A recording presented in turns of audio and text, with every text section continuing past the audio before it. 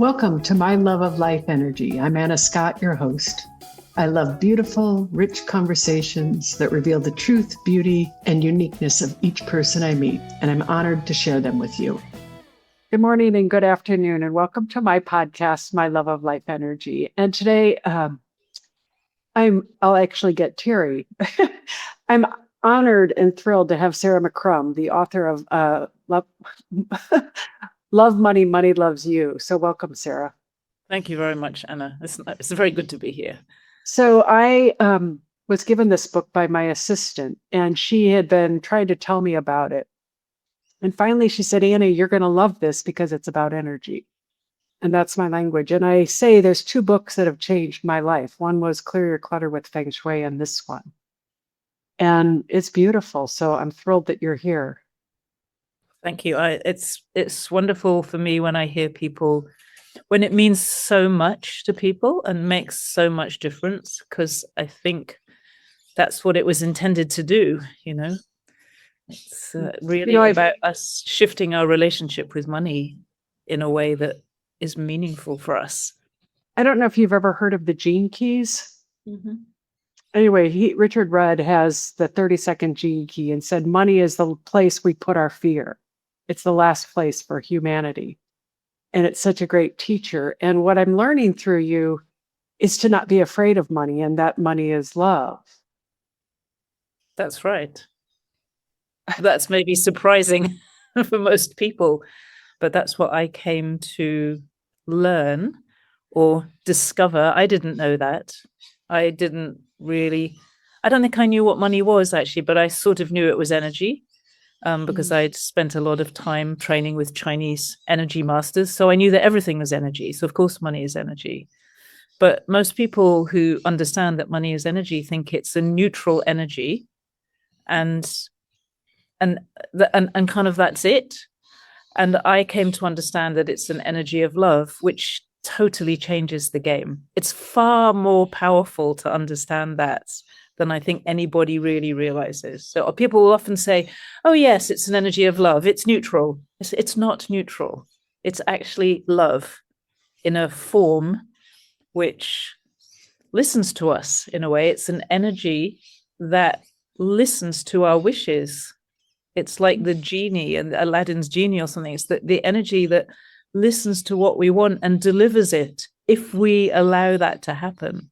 So it's intricately bound up with our energy and our desires and our openness, our receptivity in a way that I think is really hard at first to understand when you've grown up with our traditional views about money. But when you start to let this new understanding in, it makes so much sense, which I think is what you've experienced. I'm beginning to. It's funny today I was on a walk listening. I listen to you at least once a day, twice a day, the activations. And I was listening to something and you were talking about you had to learn how to listen to love and get into that energy. And you were talking about when you were learning that you would sit for an hour, it would take you 45 minutes to get into the feeling of love. Or if that, it took me about 3 months, actually. Not just 45 minutes. What actually happened was that I got really curious about love. I realized that I didn't feel I was very good at it. And I felt like I didn't really know what it is. Like, it's so easy to say the word love, and we have all these trite phrases about it, but what is it actually? And of course, mostly we think it's a feeling. And so for 3 months, I sat every morning to try to get into the feeling of love. And it never really worked. I mean, yes, at a certain level, of course, I can kind of, I love my husband. I love things, some stuff, but so I could sort of do that. But I knew there was something more than that. And actually what happened was after about 3 months, I was working with somebody, a private client, and it was really obvious to me that what she needed was love. And I went through this thing in my mind. It's like, Sarah, you don't really know love that well. What are you going to do now? Are you going to just leave her stranded, or are you going to somehow do something about this? And I just started to talk to her about love. And in that moment, I knew what love is, because I realized that it's an action, it's a doing thing. It's it's almost a stepping out of your comfort zone for the sake of somebody else. And in that moment, I experienced this deep feeling of love as well. But the point that I got was you have to share it with somebody in order to be able to feel it. It's not something that you just, wow. it's not just a feeling. It requires a conscious movement from the inside. Oh, wow. Sorry, I'm like, I'm actually thrilled that I asked this question. And I realize it's selfish in one way because I'm getting an insight about it that I didn't understand. Well, I'm actually in the very same moment getting an insight into it by speaking about it with you in this way, because I realized as I was speaking, when I said that thing about it's this conscious movement towards something, I realized that even in my own relationship with money, you know, as it expands, I'm now in a stage where I need to grow it really considerably, because I've started another business beyond my coaching business, and it's a business that will work with much, much larger amounts of money. So it's a challenge for me. You know, I have to change who I am. And I realized, oh, Sarah, you just need to do that thing you were talking to Anna about and consciously move that love towards money. Don't feel like, can I do this? Am I enough? You know, this is big. Don't hover out there, like just move into bring love to money, bring love to what I'm doing, and of course to myself for doing it and all the other people who are doing it with me. And that's where the ease, that's where the new level comes from, actually. So thank you, Anna, for asking the question. 2 for 1. I always like to be of use. Well, it's I can feel when you were talking, I could feel it in my belly, the movement of love. And now I can feel my intellect wants to go try to understand it, but I realize it's feeling that movement. Yeah, your intellect will never do it. It can't. It's not, that's not where love is. It's not where it happens. Love happens from deep within us. It doesn't happen in our mind. It's not a mind thing. Wow. That's radical, Sarah. I mean, that's why, like I've been I think I've been with you now 6 months, and I have listened to an activation 1 to 2 a day. And when I had a migraine, I want to share that I had a migraine, and it was the worst I've ever had in my life.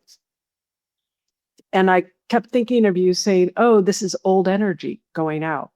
And so I just laid in bed, and for a couple hours, I listened to the, what do you call it? The energy healing first aid kit. Healing first aid kit. Yeah. And when it came on, I couldn't move. And after 2.5 hours of listening to that, it was relaxed enough that I could start moving again. And I found that amazing. But what I'm finding about money is that it's really about being relaxed. Like this whole message that you have, it's down to one word: relax, and then enjoy. I think there's maybe 2 other words: relax, enjoy, open. Relax, enjoy, love, really. Yeah. Relax, enjoy, love is like a nice little trio. And then, of course, being relaxed makes you open, and enjoying makes you receptive generally, and love makes you receptive, actually. So really relax, enjoy, love, and then be clear what you want. Make clear requests. That's enough. And it's so simple, but profound.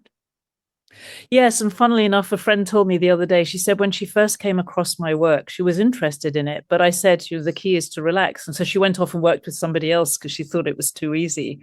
And then working with this other person, she thought, oh, that's all a bit superficial. That's not what I'm looking for. And then she came back and discovered the richness and the depth that happens when you relax. But it was a really interesting lesson for me to realize that if you say it's that simple, it's just relax, enjoy, love, people think, oh, that's nothing. I already know how to do that. No, it's not. But we don't. I've thought I was a relaxed person. And what I'm discovering is there's deep levels of relaxation available. And every challenge as you grow in your life, the challenges you take on tend to grow. And then each time we need a greater expansion and depth of relaxation to be able to meet the challenge. That's where one of the other, I mean, I could give you 10,000 things that I've seen so far because of my work with you, or my, I don't know what to call it, my relaxations with you. Is that the notion of a challenge? Can you speak to that? Because that was really such a change in my perception about life. Well, if you look around most people, and especially people in business, well, no, not just people in business, everybody, we have a tremendous focus on problems. Mhm. And when we start thinking about problems, we get dragged down into this negative vortex, usually, of what's wrong with us, or what's wrong with our life, or what's wrong with this thing that is the problem. But the problem with that energetically is that we get sucked into a problem kind of energy. So there are two aspects to this. One is when you realize that a problem is simply a challenge. It's something there for you to rise above, not to be a victim of. That's the first stage. So once you learn how to solve your problems by taking on the challenge, rather than it's like, oh, this thing is happening to me, life is happening to me, I'm a victim of that. It's like, here's a problem. How can I solve it and become the person who can do that? And then what happens? You get very good at solving problems. So then you don't want to be a problem solver. You want to be a challenge taker. So you start to set yourself challenges. That's what happened to me. And so I started to say, well, all this information I learned about money, which really I teach people as individuals, what would happen if we bring that into business and do it at scale and start to look at how we can bring money to something important like nature? That's a huge challenge. It's not something that's being done well. It's way beyond my pay grade, really, except that I decided that I was going to take on this challenge and find people who could help to do that. And so what happens is you become very good at solving problems, and then you get very good at you take on challenges because you want more. You want something to really engage you. There's something that's so beautiful that you just spoke to. It's about who you become, becoming the person. Yeah. And what I feel in you is this beautiful evolution of Yes. you. Sometimes beautiful, sometimes Well, ugly. but is that? Evolution is not always comfortable, I would say.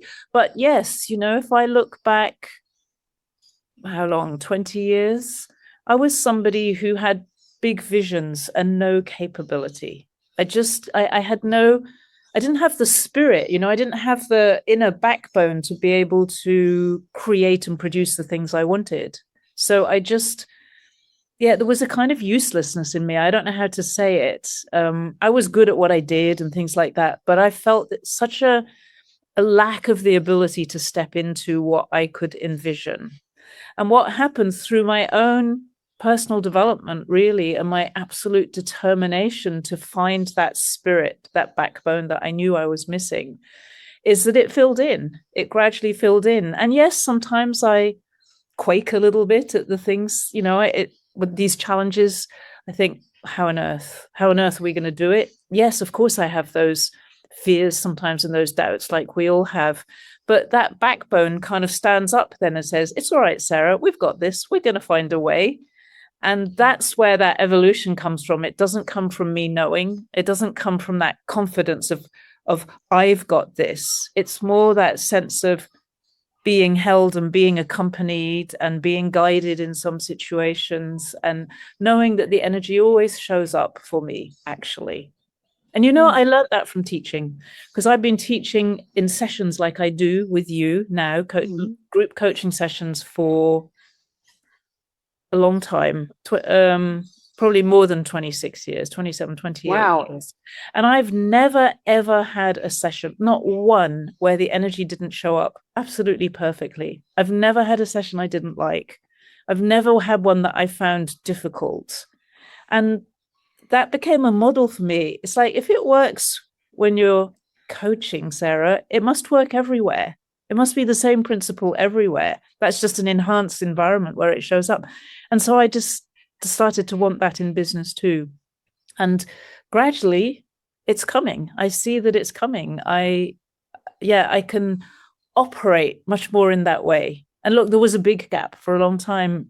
There was coaching, everything beautiful and easy, and then life and business and all of those things much more clunky. But they're they're coming together, which is pretty amazing, actually. You have you talk about the well-being or true wealth and your economy, like the well-being economy. Can you speak to that? Because I find it uh, just just magnificent. Yes, I agree with you. The well-being economy, um, well, let's start where it really starts. Actually, the richness of this I discovered at a point where I was really struggling a few years ago. I was under a tremendous amount of stress in another business. And for all of what I've learned over so many years where I've managed my own health and well-being, it was already probably 30 years or more than 30 years without any medical help or, really just managed it on my knowledge of energy. But this was different and I needed something more.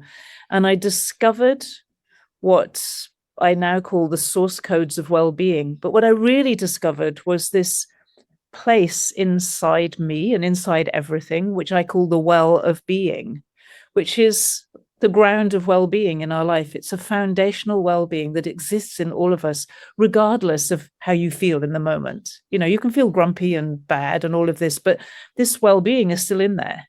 And in fact, what I discovered, because I love the title of your podcast, is that one of the other source codes is that life loves itself. And it loves being me, and it loves being you, and it loves the grumpy parts as well as the beautiful flowing parts. It created all of those for its own purpose. And so I discovered this very deep well-being that exists everywhere. And then, of course, I've been working with money for a while because I wrote the book in 2010, 2011, and had more and more come to this understanding of true wealth, which is way expanded beyond money and is really a holistic richness in our life that we're participating in. And money is a particular flow within that wealth. When you bring true wealth and deep well-being together, and you do that at the inner level, and then you do it at the business level, and then you do it at the social level or the community level, or the national level, however you're organized, you find the same signature everywhere. That actually wealth and well-being, they're part and parcel of each other. Well-being is the foundation of all wealth, obviously, actually. If we're really well, what do we want to do? We want to contribute. We want to do something productive and meaningful. If we're really sick, what do? We go to bed and we hide. We don't want to contribute anymore. So well-being is the foundation of wealth, and wealth fulfills our well-being. If I feel well, I feel so fulfilled when I'm sharing that in some form with others, whether I'm selling food or, selling cinema tickets so that people can enjoy themselves, or selling coaching or whatever it is. But if I'm sharing well-being with people and there's a flow, there's an exchange of energy there, there's a value exchange, and that includes money, that fulfills my well-being. And so there's this beautiful circulation between wealth and well-being, which you can experience inside yourself. So that's the well-being economy in me, how I manage my own resources within my own being from a foundation of well-being. And then in my business, how do I bring that fully into my business? And then how do we bring that into lots of businesses? So my challenge there is to build a business that makes that possible for lots of people, not just so they can learn, but so that it becomes the way we do things on this planet. And the intention, of course, is to shift the economy, because our economy right now is more successful generally when there's more death, more destruction, more disease, and anything else you can think of that begins with D and is negative. It's geared towards those in many ways. It's not only that. Of course, we sell food and good things as well, but there's, the economy does well from death, disease, and destruction. Yeah, I mean, that's the hospitals, medical, pharmaceutical, all of that is about. And war and disaster. Oh, disasters. There's another good D word there. There's a good D. Yeah. What I feel is this beautiful from the inside out and the growth, like this beautiful ecosystem. That's you can't build it outside if you can't experience it inside. I know that. And what's so interesting is I felt the love that you were talking about earlier. Would you want to share? That's the About love love, that, life yeah. loving itself. Well, that when you like Oh, the the love ticket, I the was, purse, yes, yes, yes. yes. I really felt that natural energy of, oh, this is what life does, is it shares itself. Yes. It shares itself as love because it's love underneath. That's the energy. And so that's what it wants to do. It wants to share itself. It wants to have new experiences of itself as love. So it has to create all these messy circumstances because otherwise we don't need any love. So that's why we have messy circumstances. But those messy circumstances call people like you and me, and probably people listening to this podcast, to say, oh, hold on, it's time for me to step in and make this better. Like if we all lived in paradise now, we wouldn't feel any call. We'd sit around and congratulate ourselves. So life loves to create mess for us because it calls us to our better selves, and it calls itself actually to its better self, really. And we are a part of that. We are life living. Wow. Wow. You said you wrote this book. I didn't realize it was 2010, but it's been growing organically, correct? Your Yes, when book? I first wrote it, I didn't dare to share it somehow. There were various circumstances which made it very uncomfortable to share it. So I published it because I knew it needed to be published, but I didn't tell anyone about it. And then I gave I think I gave 5 copies away about 9 months later at Christmas. And then somebody shared that with a few people. And I had a few sales every year after that, literally. I think it was in 2019. The Shift Network, which is a big American kind of platform for teachers like me, people teaching stuff about energy and all these things. They somebody told them they had to get me on, and persuaded the person who runs it to run a course with me. And because they have such a big promotional reach, people started buying my book, and it's not stopped since then. People share it, and it just keeps growing. It's been amazing. And now Spotify shares it, which is particularly wonderful for me. Oh, does it really? How did they start sharing it? That's fascinating. I don't know. I just noticed one day that Spotify, I think what happened was I got a check for $7,000 from Spotify one day. And before that, I'd never got more than something like $150. And then 3 months later, I got one for $14,000. And then their algorithm adjusted, so it went down again. The numbers kept on. I'm still getting the numbers, but not so much money. So I'm not quite sure what's with that. But it's probably, how people access it.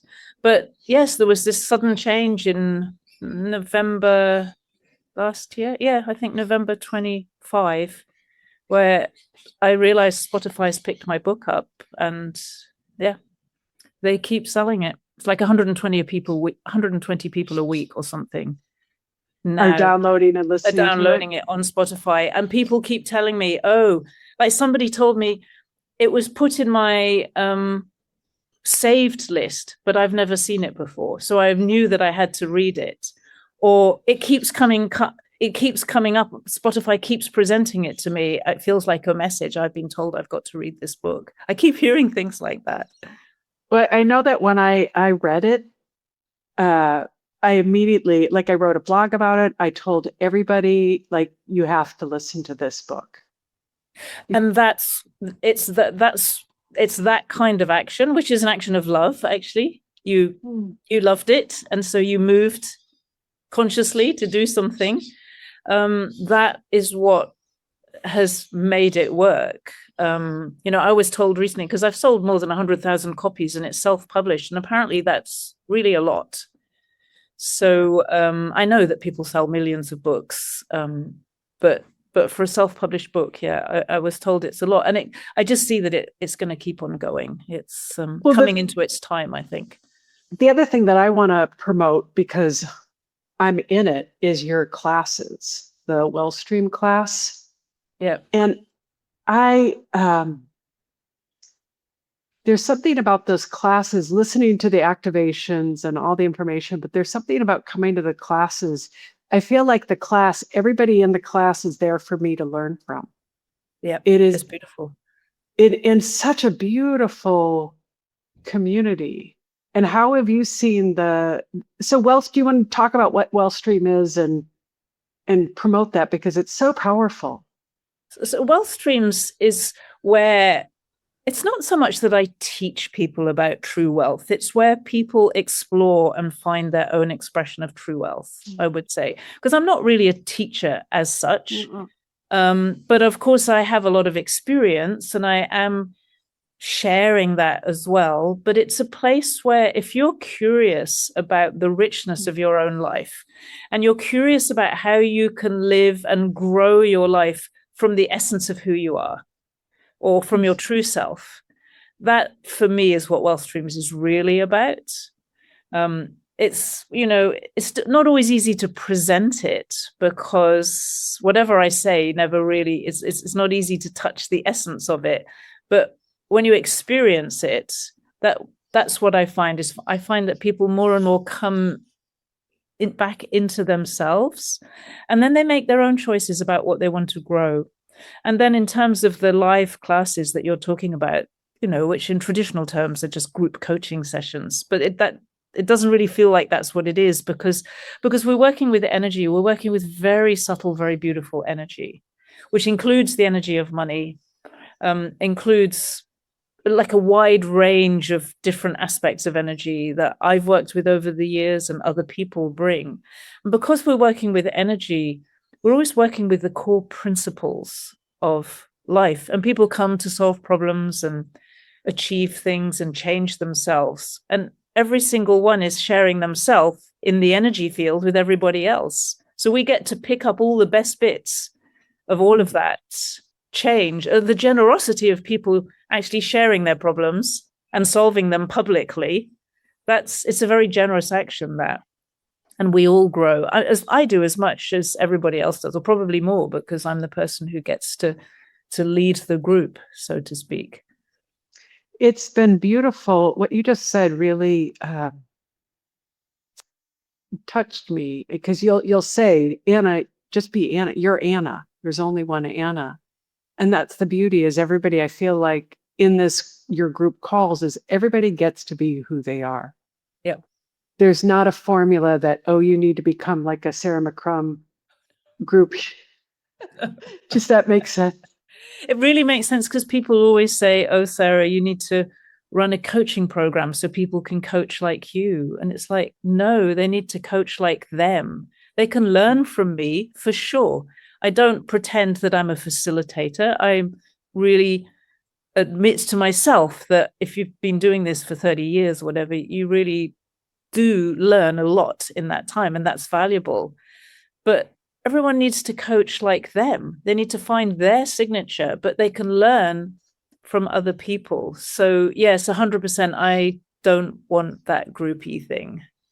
No, you don't. And that's what's the beautiful and power is that people get to be who they are and learn from each other. And this whole thing of the essence, it's that's powerful. really that's the key to everything, I reckon. It's just say more about that. Letting your essence shine in a way.